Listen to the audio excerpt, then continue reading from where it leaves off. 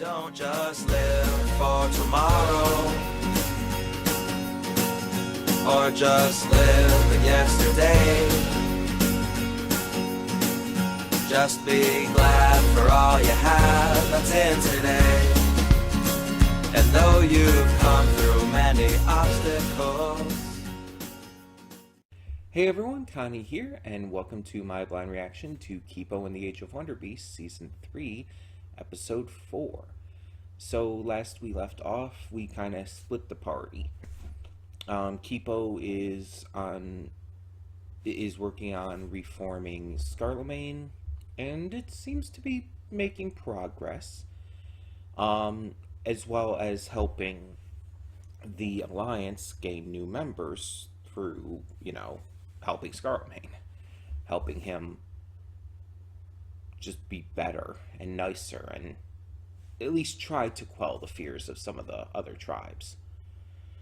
Meanwhile, we have Wolf, Benson, and Dave have gone out and are spending time following Wolf's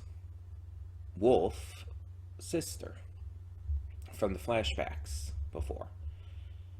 And at first it was a trap because the Wolf sister and her brother had been caught by Amelia and they were being used as bait. However, since then, on the journey there, I want to say her name is Margot, but I'm not sure. But she decided to turn against that plan and even warned Wolf, Benson, and Dave about what was going on. Unfortunately, Amelia seemed to predict that and was there to stop them anyway. So, yeah. It kind of left us off on a cliffhanger, so we're just going to kind of have to see where it goes. Per usual, though, I'm pretty excited, and hopefully it ends up just continuing to be really good. So we're just going to get this started. When the screen fades to black, pause this redirect and go to the description below. Follow the link to the reaction, and after you watch it, come back here to the redirect and resume play. Because after it fades to black and then fades back in, everything from that point forward will be my afterthoughts and will contain spoilers to the episode. So, that being said, thank you so much for tuning in, and I will see you at the reaction. And we're back, and we'll begin with spoilers in 3, 2, 1, now. Well, we just had the equivalent of a character death.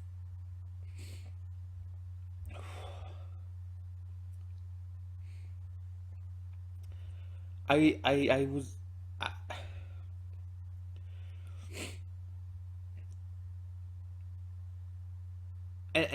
I did notice, by the way, I'm sure you would point that out if I didn't, but I did notice what the Scarlemagne was playing on the piano. I did notice the Yum Yum song. That was actually one of the things that clued me in to what was about to happen. But also I saw the dart heading towards Yum Yum anyway, so I knew it was going to happen. And it's... I don't know, it's just like... It just didn't really occur to me. It didn't really track in my mind that we would get this. That we would get, again, the equivalent of a character death in this. Even though he's technically still alive, he's just, cured. And this shows us that the cure does work, which I actually, thinking about it, is kind of necessary. We need to see that the cure works for the threat of it to be heightened and for our heroes to know how big of a deal it is more than ever. The fact that they see actively that it works is important here. But at the same time, having it happen to a character that's not only named but so well beloved as Yum Yum, it's just like, God, why did it have to?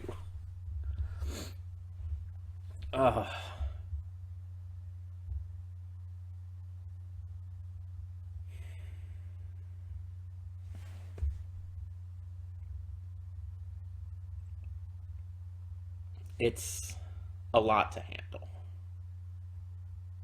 Any time in any show when a character dies like this, and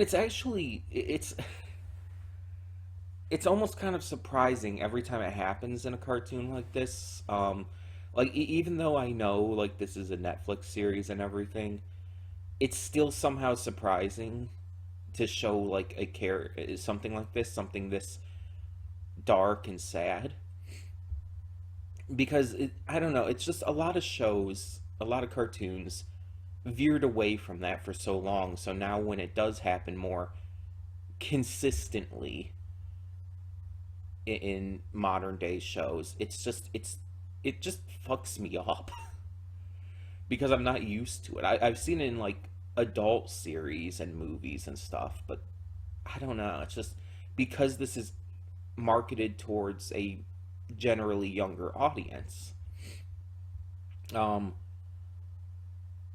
or even just an all ages audience. It's just wild to me. I don't know. Maybe that's just me.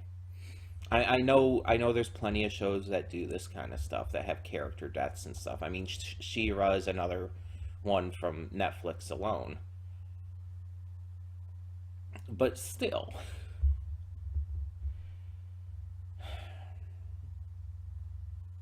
and then the question kind of comes up now.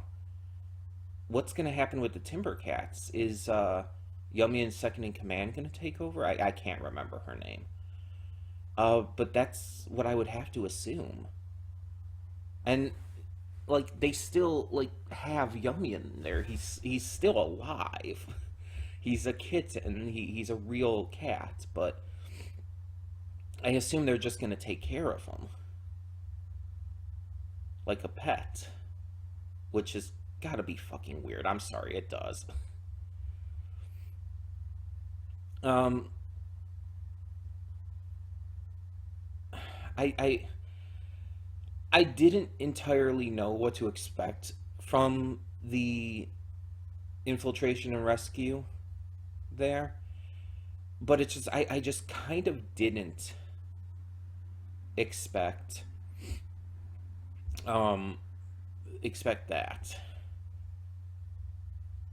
And one thing I noticed, where was Margot?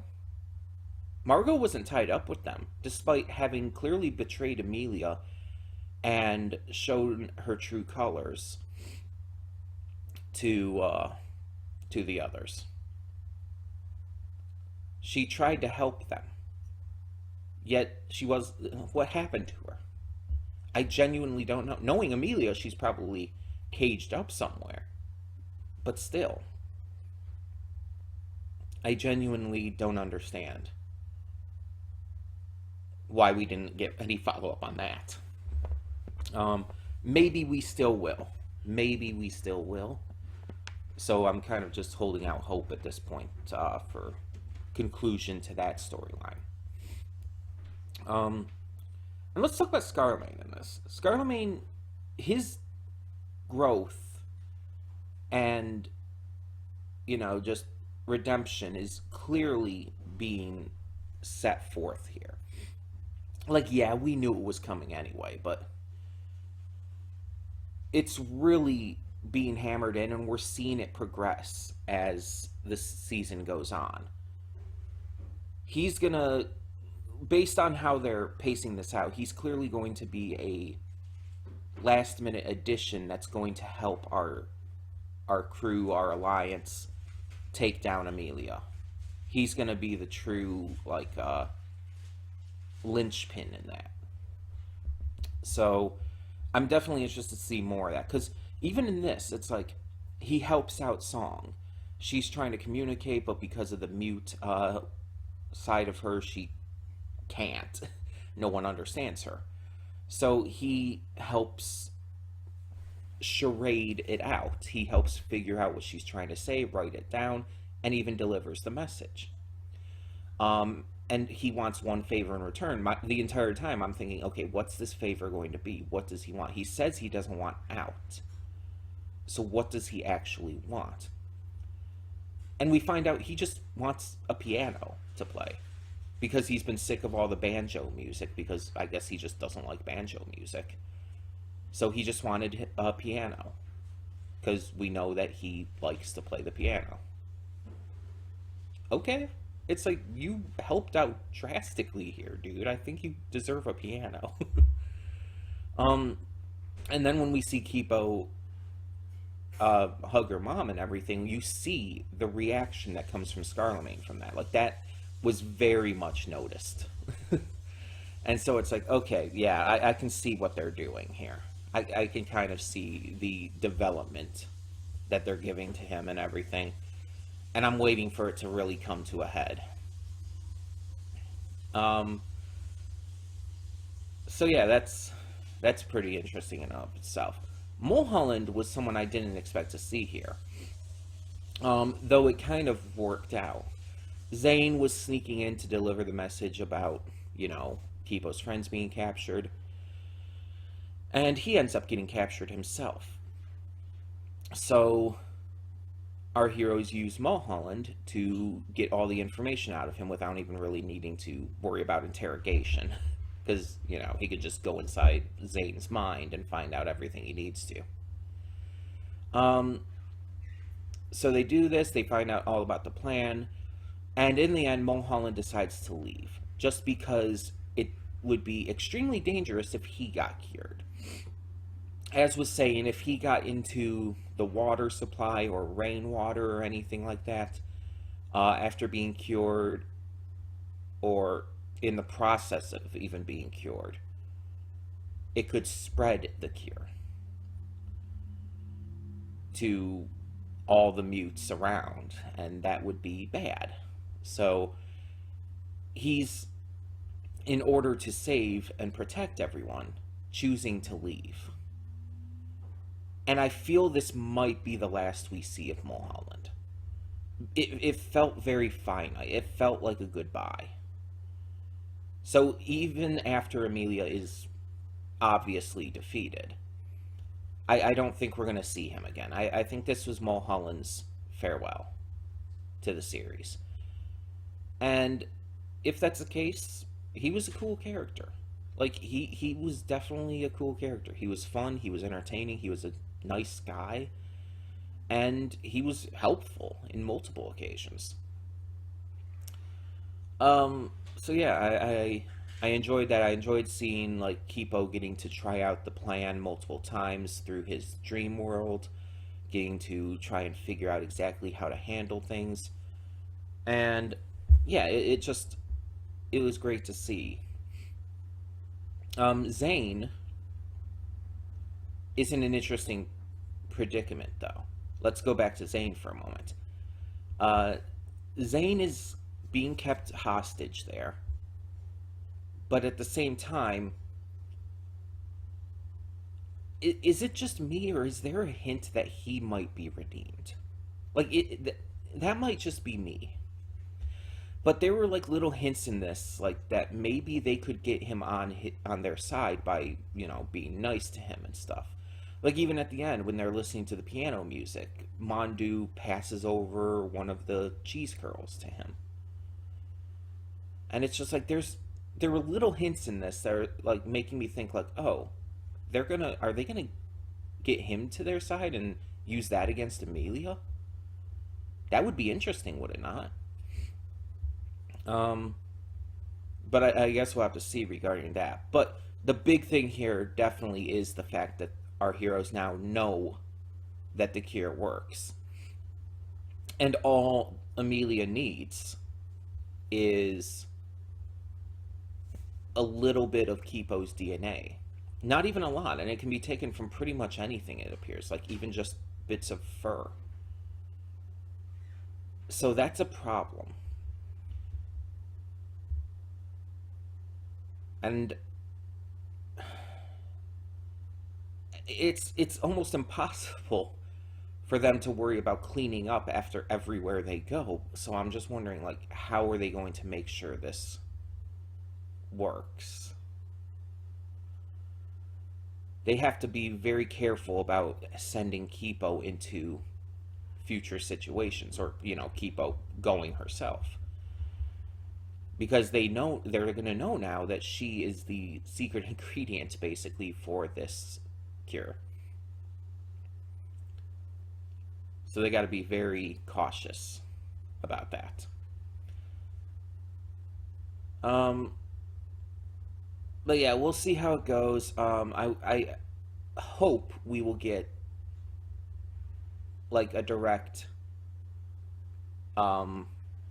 follow up to the entire Yumian thing right away in the next episode. But yeah, I'm genuinely really interested to see where this goes now, because there's some big stakes that have been raised. Tell me in the comments below, though, what you thought of this episode of Kipo and the Age of Wonder Beast Season 3, and thank you so much for tuning in. For now, I'm Connie, and I'm signing off. See y'all next time.